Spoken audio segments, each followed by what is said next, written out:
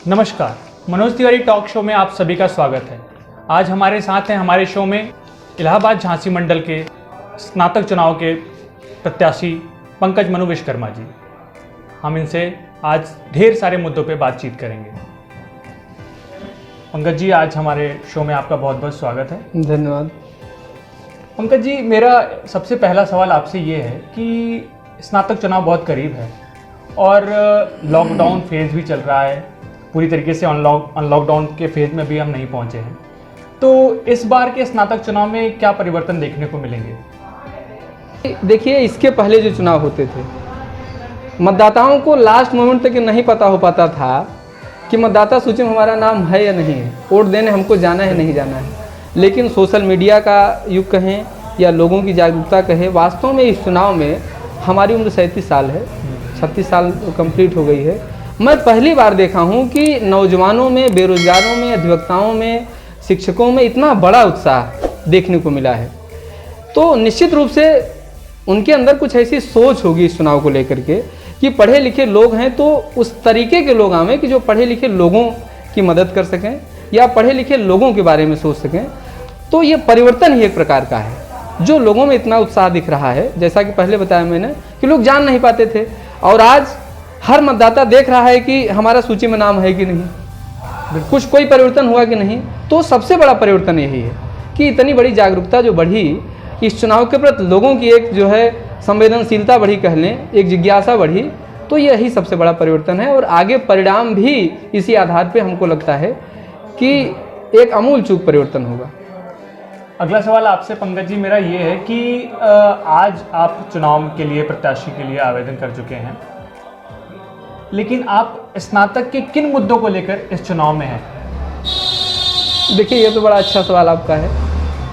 सबसे बड़ी चीज़ तो ये है कि हम नौजवान हैं और हम छात्र राजनीति से उपजे हुए लोग हैं। मैं व्यक्तिगत अगर अपने प्रतियोगियों की बात करूं, क्योंकि मेरा पूरा समय प्रतियोगियों के बीच गया है, मैं छात्र राजनीति में रहा हूं। आज किसी भी प्रतियोगी से आप सवाल करके देखिए इस सरकार को लेकर, तो हमको बताने की ज़रूरत नहीं है। रोजगार के मुद्दे पर जिस तरीके से सरकार निजीकरण कर रही है, कुल मिला के लोकतंत्र की, जैसे ये कह लें कि हत्या करना ही सरकार का उद्देश्य हो गया है। तो इसमें हम अब कैसे कहें, बहुत सारी चीज़ें तो इतने चंद समय में नहीं कही जा सकती हैं, लेकिन जहाँ तक मुख्य मुद्दा है वो बेरोजगारी का है, निजीकरण का है और तमाम बड़े बड़े प्रतिष्ठानों को सरकार बेचने का कार्य कर रही है। और हम जैसे नौजवान अगर आएंगे, नौजवानों को मौका मिलेगा, तो सबसे पहले जो सरकार की रवैया है उसके खिलाफ हम लोग पूरी तरीके से विरोध करेंगे इसका कि निजीकरण हो तो उसकी भी एक पॉलिसी बने। प्रतियोगियों के खिलाफ जो तमाम सारे षड्यंत्र रचे जा रहे हैं और यूजीसी की परीक्षाएं जो जिस तरीके से ये लोग गाइडलाइन बदलते चले जा रहे हैं, असिस्टेंट एसोसिएट प्रोफेसरों की नियुक्ति में तमाम धारलेबाजी हो रही हैं, इन सब मुद्दों को चूँकि हम लोग प्रतियोगियों के बीच रहे हैं, हम लोग निश्चित रूप से इन सब मुद्दों पे बेबाकी से काम करने का कार्य करेंगे। बड़ी अच्छी बात कही आपने। जब आप शिक्षा की बातों को लेकर आपने कुछ कहा तो एक सवाल मन में मेरे आया कि आप देख रहे हैं, जैसे हम सभी देख रहे हैं कि एक देश का एक बड़ा तबका बेरोजगार है, खासकर युवा, और ऐसे में जो हमारी शिक्षा नीति है वो रोजगार परक ना होकर के परंपरागत है जी। तो इस पर आप क्या कहना चाहेंगे शिक्षा नीति को लेकर? देखिए, ये तो कहने की बात है कि हम बताते कुछ और हैं, जो हमारे हिसाब से जो हम लोगों का एक चिंतन मनन या विश्लेषण है। ये भाजपा के लोग बताते तो ऐसा हैं लेकिन करते ऐसा नहीं है। ये सही चीज़ है कि हमारी शिक्षा परंपरागत है, नो डाउट, उसमें कोई संदेह नहीं है। लेकिन अगर हम आपकी शिक्षा नीति की बात करें, मैं मानता हूं कि कुछ चीज़ों को आपने जो है बेहतर तरीके से तराशने का कार्य किया है, लेकिन उसके पीछे बहुत सारी चीज़ें ऐसे उसमें आपने डालने का कार्य किया है कि जिससे हमारा छात्र, आगे आने वाली पीढ़ी केवल पंगु होगी। हमारी जो पुरानी शिक्षा नीति थी, मेरा मानना है कि उससे जो है हम लोगों का बहुमुखी विकास होता था। पंकज जी, आप बने रहिए अपने जवाब पर बीच में मैं आपसे ये पूछना चाहूँगा कि आपके हिसाब से बेहतर कौन सी है, परंपरागत शिक्षा नीति या रोजगार परक शिक्षा नीति? ना वो तो भाई हर प्रतियोगी कहेगा, हम तो इसका समर्थन करते हैं। मैं इसीलिए पहले ही इस बात को जानना चाहता हूं कि आपके हिसाब से क्या बेहतर एकदम रोजगार परक। भाई देखिए, पढ़ लिख करके रोजगार तो परम उद्देश्य है, क्योंकि हर व्यक्ति का उद्देश्य पढ़ लिख करके कुछ और करना नहीं है।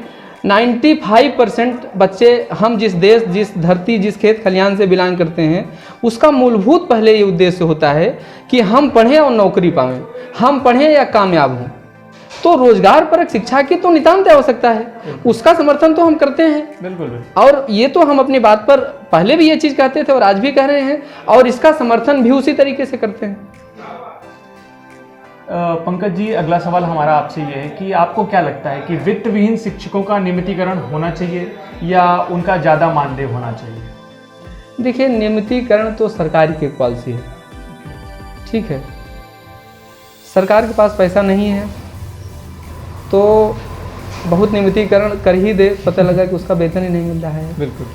लेकिन मैं इसके पक्ष में ज़रूर हूँ कि एक निश्चित पॉलिसी बने, कम से कम जितने में एक प्राइवेट शिक्षक का गुजारा हो सके या एक प्राइवेट कर्मचारी का गुजारा हो सके, जो भी प्रतिष्ठान बने, जो भी स्कूल कॉलेज चलें, उसमें कम से कम एक उसकी पॉलिसी हो। अगर कोई 5 साल पढ़ा लिया है, उसको निकाला ना जाए। आज प्राइवेट स्कूलों की स्थिति ये है कि टीचरों को निकाला इसलिए जाता है कि अगर आपने 5% 10% एक्सटेंशन पे उनको रख लिया, आज 10,000 पे रखा, 5 साल बाद उसका वेतन जब 15,000 हो गया तो आप सोचेंगे कि हमको तो 10,000 पे फिर मिल जाएगा, तो वो जाएगा कहाँ? और मैं देखा है, हम लोगों ने इस चीज़ को देखा है कि जब 45 साल का आदमी हो जाता है तब भी उसके कार व्यापार में, कार व्यवसाय में किसी प्रकार की स्थिरता नहीं होती है। उसका मुख्य कारण यही है कि हमारी जो प्राइवेट शिक्षा पद्धति है उसमें किसी भी प्रकार की कोई पॉलिसी नहीं है। तो ये नियमितीकरण हो, ये सरकार की पॉलिसी है। सरकार के पास पैसा हो करे, वो एक अलग विषय हो गया। लेकिन हर विद्यालय प्रबंधन को, हर कल कारखाने वालों को एक जो है हमारी सरकार की इस तरीके की पॉलिसी हो कि अगर जो 10-5 साल नौकरी कर ले तो एक निश्चित मानदेय की परिपाटी हो और उनको निकाला ना जाए, विशेष उसकी कंडीशन हो। कुल मिला जुला के ये कह लीजिए कि उसकी एक निश्चित गाइडलाइन होनी चाहिए। पंकज जी, 10 जिलों का ये चुनाव है जी। 10 जिलों में प्रयागराज, कौशाम्बी और फतेहपुर में मोटा मोटा देखा जाए तो यहीं पर सबसे ज़्यादा मतदाता हैं। जी जी जी। और ऐसे में बड़ी मुश्किलात का सामना करना पड़ता है वोटरों को बूथ तक ले जाने के लिए। तो इस पर आपकी क्या नीति है? देखिए, ऐसा है, आप भी जानते हैं, मैं चुनाव किसी दल से नहीं लड़ रहा हूँ। बिल्कुल, मैं चुनाव निर्दलीय लड़ रहा हूँ। और जो ले आने वाली बात है वो तो बड़ी बड़ी राजनीतिक पार्टियों का है। आप समझ सकते हैं 20 ब्लॉक इलाहाबाद में हैं और 20 ब्लॉक के अलावा कम से कम 20 बूथ इलाहाबाद में बने हैं। अगर हम मतदान केंद्रों की बात करें तो लगभग 40 से 45 मतदान केंद्र है और उसको अलग अलग डिवाइड कर दें तो लगभग 90 के आसपास हो जाता है, क्योंकि हर मतदान केंद्र में लगभग जो है 2 बूथ हैं। देखिए, ये काम तो हम जैसे लोग नहीं कर सकते हैं। हम जैसे क्या, मेरा ऐसा मानना है कि कोई भी निर्दलीय प्रत्याशी गाड़ी प्रोवाइड करवा के, साधन प्रोवाइड करवा के चुनाव को नहीं संपादित करवा सकता है। हम लोग पहले बताया कि विचारधारा की लड़ाई को लड़ रहे हैं। हमसे जो प्रभावित होगा, हमारी विचारधारा में जो विश्वास रखता होगा, हमको जो मानता होगा, हमको जो जानता होगा, तो उसको फिर साधन की आवश्यकता नहीं है।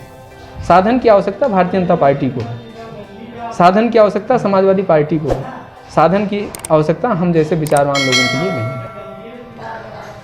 स्नातक मंडल चुनाव को देखा जाए तो कहने को तो ये स्नातकों का चुनाव है, लेकिन अक्सर देखा जाता है कि ज़्यादातर जो वोटर हैं शिक्षक रहते हैं, यानी टीचर रहते हैं। ऐसा क्यों? देखिए, आप एकदम सही बात कहे। देखिए, पहले की जो परंपरा रही है वो ये रही है, हम जिस देश के भूभाग पर बिलोंग करते हैं, टीचर का क्या है कि उसको लड़ने की स्वतंत्रता है, लड़ाने की भी स्वतंत्रता है। कोई भी अगर कर्मचारी हो जाएगा तो पहली चीज़ उसको एक डर ये रहता था कि उसका यूनियन इतना मजबूत नहीं होता था। और हमारे यहाँ जो वित्त पोषित विद्यालयों के शिक्षक होते थे खूब गुंडाई करते थे, ठीक है। जब भी उनको कोई काम पड़ा तो उनका यूनियन भी अच्छा रहता था, ठीक है। तो उसका मुख्य कारण यही था कि उनको लड़ने और लड़ाने की पूरी स्वतंत्रता रहती थी। और उसमें खामखा जो हमारे प्रबंधक महोदय लोग होते थे वो भी किसी दल, पार्टी या किसी संगठन से जुड़े रहते थे, तो उसमें उनकी विशेष भूमिका रहती थी। दूसरा ये कि शिक्षक समाज में सम्मान का पात्र होता है और वो सम्मान के नज़रिए से भी देखे जाते थे। उनके चेन भी बड़े होते थे। पता लगा उनका पढ़ाया हुआ कहीं एसडीएम बैठा है, उनका पढ़ाया हुआ कहीं आईएएस बैठा है, उनका पढ़ाया हुआ कहीं थाने में पुलिस दरोगा बैठा है।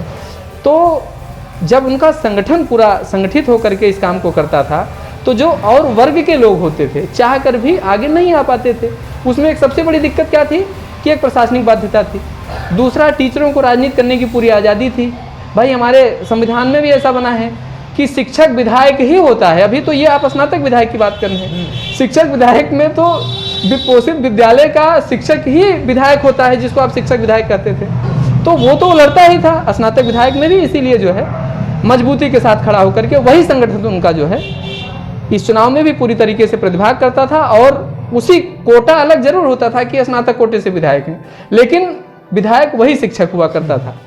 तो इसलिए जो है ताव से, जैसे हमारे यहाँ यज्ञ शर्मा साहब में पिछले 24 सालों से विधायक, तो मुख्य कारण इसका यही होता था।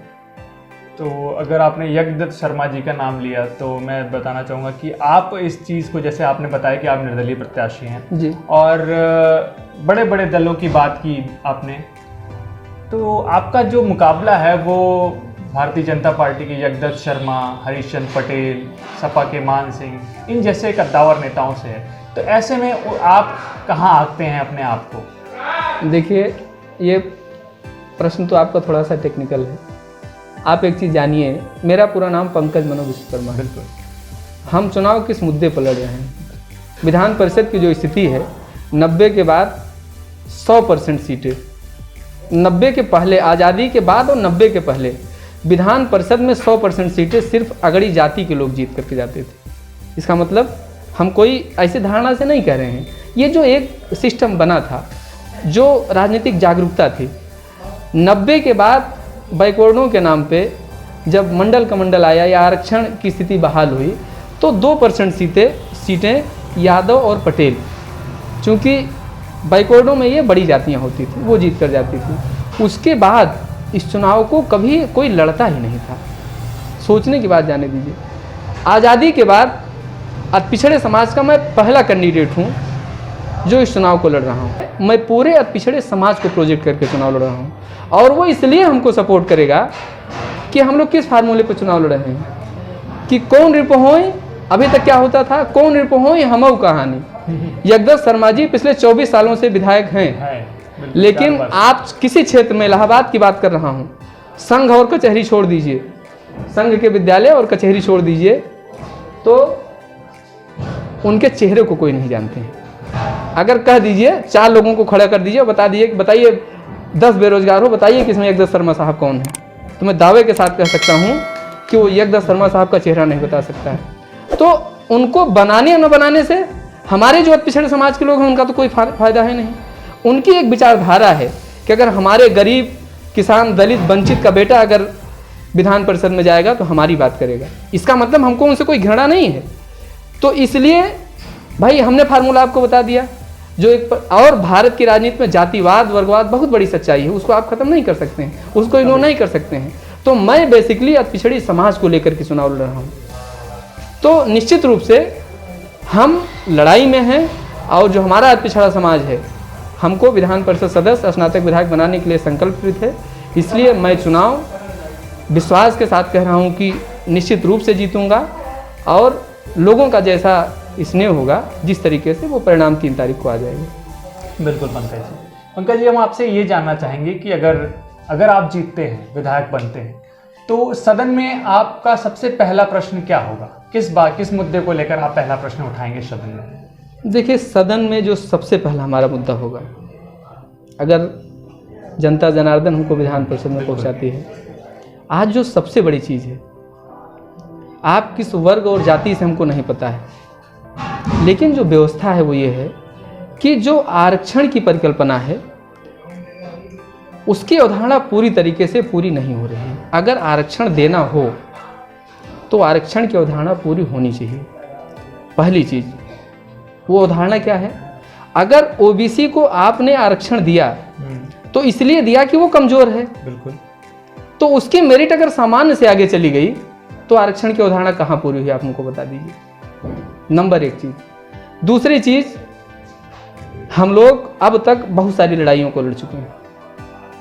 यूनिवर्सिटी में अभी जो है रज्जू भैया राज्य विश्वविद्यालय में असिस्टेंट एसोसिएट प्रोफेसरों की वैकेंसी हुई फाइनल, उसमें जो है एक क्लास आजकल बड़ा प्रचलित हो गया है, NFS लगा करके उनको अयोग्य घोषित कर देंगे। उसमें कोई फीडबैक नहीं, कुछ भी नहीं। जिसको मनचाहा, जिसके अप्रोच हैं, जिसके रिकमेंडेशन हैं, वो असिस्टेंट प्रोफेसर बन जा रहा है। जिसके तमाम रिसर्च पेपर हैं, तमाम सारी चीज़ें हैं, उसके बाद भी वो बाहर हो जा रहा है, NFS की श्रेणी में आ जा रहा है। हमने पूछा साहब NFS का कोई फीडबैक है, उसका कोई मानक है? तो कोई मानक नहीं। तो हमारी जो प्राथमिकता होगी, आप ये तो आरक्षण को ख़त्म ही कर दीजिए, हम इसका भी सपोर्ट करते हैं, लेकिन अगर आरक्षण होना चाहिए तो आरक्षण के हिसाब से होना चाहिए।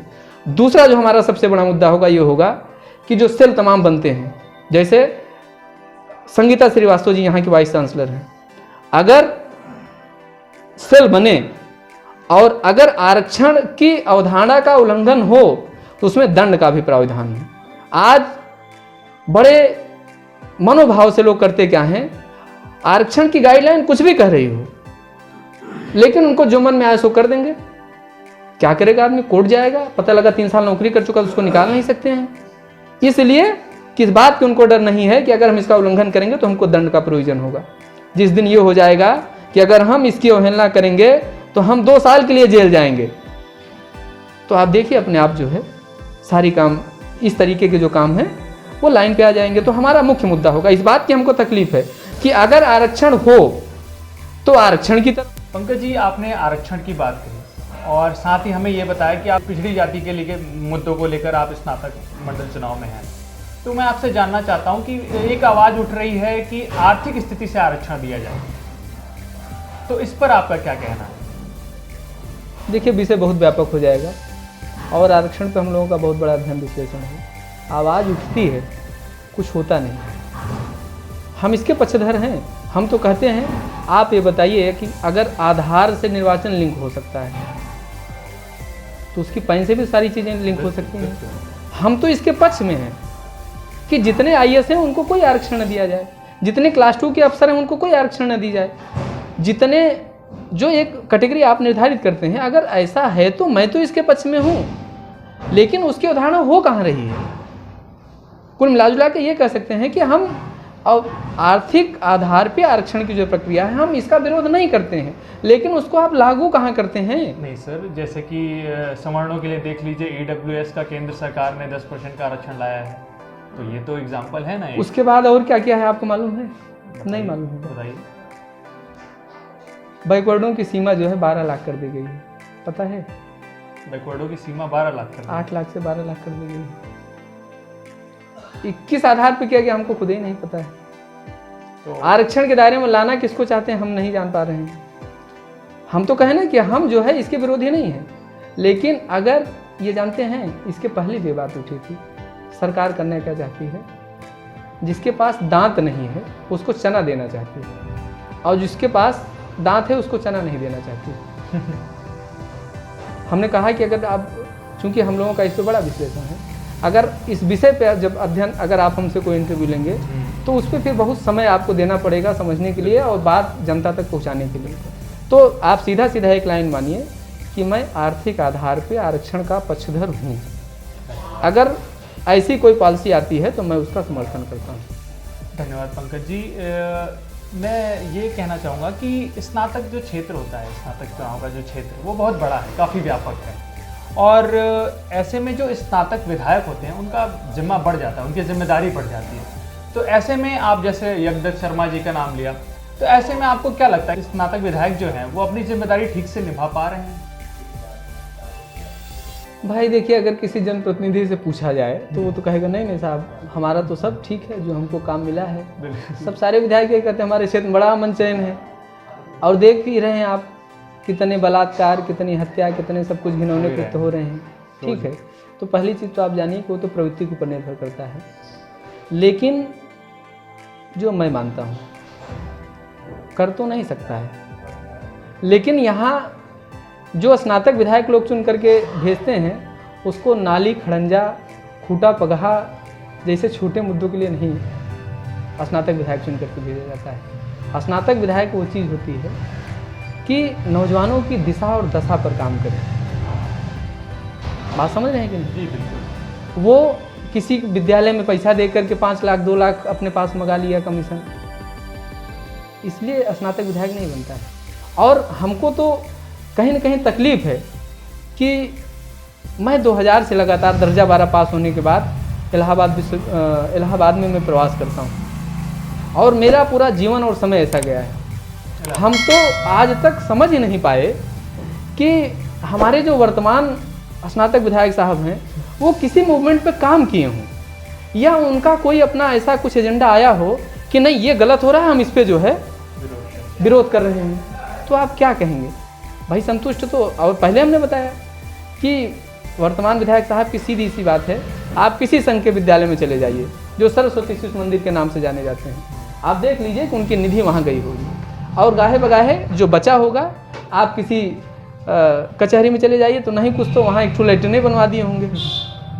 बात समझ रहे हैं कि नहीं? तो वो भी है भाई संतोषजनक, वो संतुष्ट होंगे और उनके लोग संतुष्ट होंगे, तो आप समझ सकते हैं। संतुष्ट होंगे भाई अलग बात है। और अब तो संतुष्ट होने का समय आ गया है कि जब आदमी घर से निकलेगा नहीं। 83 साल की उम्र हो गई है साहब की।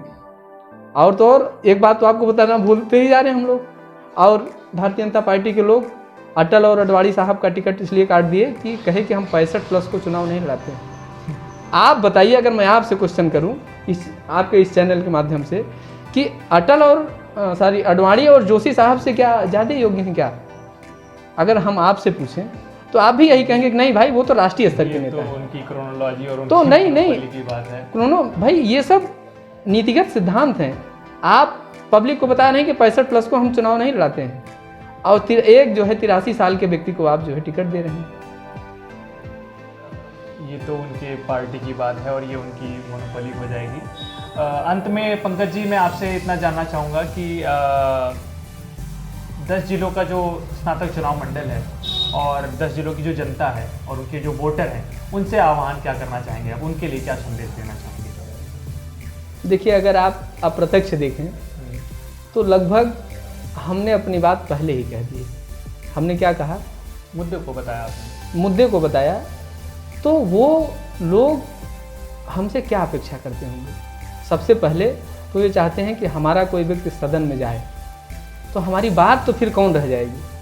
तो सबसे पहले हमारा संदेश तो मैं कुछ भी कह दूं वो उनके लिए सिरोधार्य है, इसलिए कि जो सबसे बड़ी चाहत है उनकी वो ये है कि कम से कम आज हमको सबसे बड़ी खुशी है इस 10 जनपदों की कचहरी से लेकर मैं जितने अन्य स्नातकों बेरोजगारों से मिला हूँ, उन्होंने कहा कम से कम आपने एक अलग तो जगाया, आपने सोचा तो। अगर मान लीजिए हम भाजपा का विरोध करें या हम सपा को वोट न देना चाहें तो हम वोट किसको दें? हम विरोध अपना कैसे दर्ज करवाएं? और तो और इसमें नोटा का भी सिस्टम नहीं होता है कि नहीं हम वोट नहीं देंगे। तो हमने एक विकल्प दिया है। और जहाँ तक आप संदेश की बात करते हैं तो आप मानिए कि रामायण में एक चौपाई है, इस समय हमको याद नहीं है, कि जो एक पीड़ित वंचित व्यक्ति है वो एक पीड़ित और वंचित व्यक्ति की परेशानी को, दिक्कतों को समझ सकता है। और जहाँ तक मेरी बात है, मैं खुद ही ऐसे घराने से बिलोंग करता हूँ। ना तो मैं मेरा कोई राजनीतिक घराना है, ना तो कोई बहुत बड़ा सामाजिक घराना है।